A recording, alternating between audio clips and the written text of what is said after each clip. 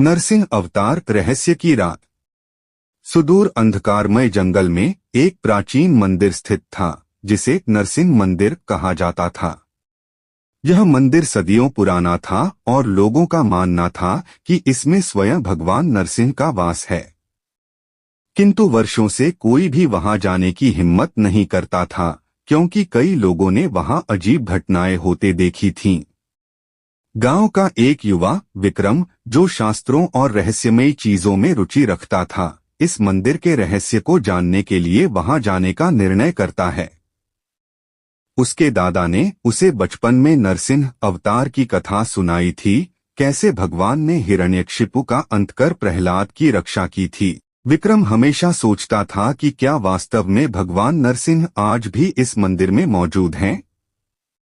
रहस्यमयी मंदिर की यात्रा। एक रात जब पूरा गांव सो रहा था, विक्रम अकेला ही मंदिर की ओर बढ़ा। चंद्रमा की हल्की रोशनी में मंदिर की भव्यता और भी रहस्यमयी लग रही थी। जैसे ही उसने मंदिर के विशाल द्वार को खोला, एक ठंडी हवा का झोंका आया और दिए स्वतः जल उठे। विक्रम को मंदिर के अंदर दीवारों पर उकेरी गई नरसिंह अवतार की मूर्तियां दिखीं। जैसे ही वह मुख्य गर्भगृह की ओर बढ़ा, उसे लगा कि कोई उसकी हरकतों पर नजर रख रहा है। अचानक उसे किसी के गुर्राने की आवाज सुनाई दी। भय और सत्य का सामना। डरते हुए विक्रम ने पीछे मुड़कर देखा, पर वहां कोई नहीं था। तभी मंदिर के गर्भगृह में रखी नरसिंह भगवान की मूर्ति की आंखों से एक तेज रोशनी निकलने लगी। विक्रम के रोंगटे खड़े हो गए। कौन हो तुम? एक गूंजती हुई आवाज आई। विक्रम ने हिम्मत जुटाकर कहा, मैं सिर्फ सत्य जानना चाहता हूं। क्या वास्तव में भगवान नरसिंह यहाँ हैं? तभी अचानक मूर्ति हिलने लगी और एक विशाल छाया प्रकट हुई।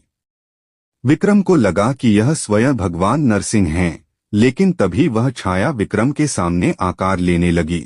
अकल्पनीय रहस्य। जब प्रकाश कम हुआ तो विक्रम ने देखा कि वहां कोई देवता नहीं, बल्कि एक साधु खड़ा था, वृद्ध लेकिन नेत्रों में अपार शक्ति। मैं हूँ ऋषि अद्वैत, उस साधु ने कहा।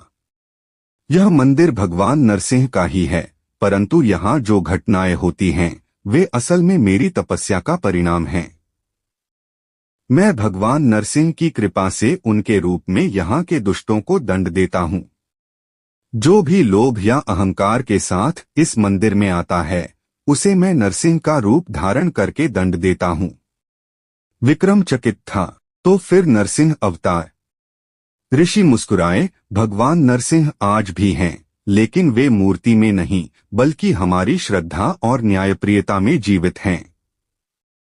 जब भी अन्याय बढ़ेगा, वे किसी न किसी रूप में प्रकट होंगे। विक्रम ने सिर झुका लिया। उसे अपने उत्तर मिल चुके थे।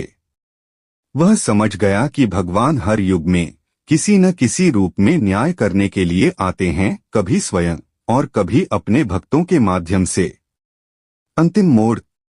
जब विक्रम मंदिर से लौट रहा था, तभी गांव के कुछ लालची लोग वहां आए। वे मूर्ति को चुराने की योजना बना रहे थे। अचानक मंदिर से एक भयंकर गर्जना हुई और उन लोगों की चीखें सुनाई देने लगीं। विक्रम ने पीछे मुड़कर देखा तो उसने जो दृश्य देखा वह अविश्वसनीय था। मूर्ति की जगह अब सचमुच एक विशाल नरसिंह खड़ा था, जिसके नाखूनों में उन दुष्ट लोगों का रक्त था। क्या यह ऋषि अद्वैत थे या स्वयं भगवान नरसिंह प्रकट हो चुके थे? विक्रम के पास कोई उत्तर नहीं था, केवल भय और भक्ति के मिश्रित भाव। क्या नरसिंह अवतार अभी भी जीवित हैं?